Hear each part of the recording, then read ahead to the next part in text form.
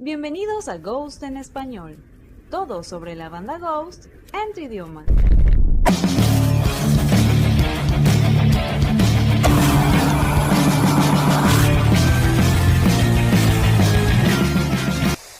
How's the reaction been the first time people see you?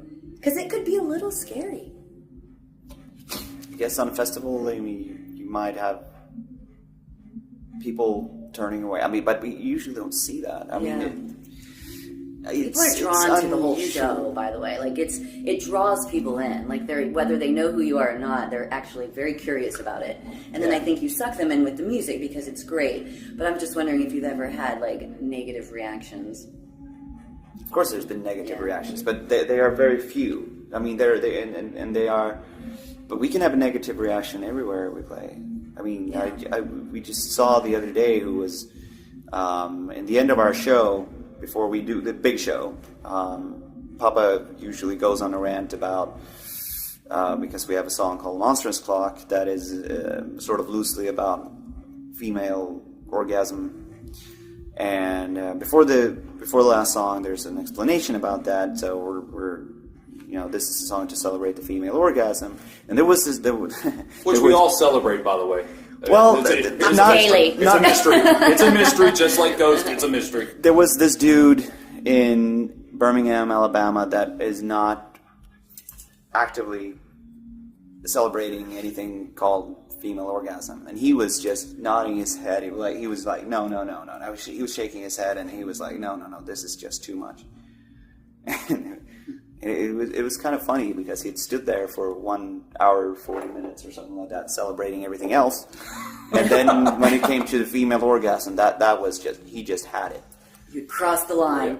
Yeah, I mean, had I not known a little bit more about, had we not known a little bit more about... That you were in the Bible Belt? I don't care about that, but about crowd control.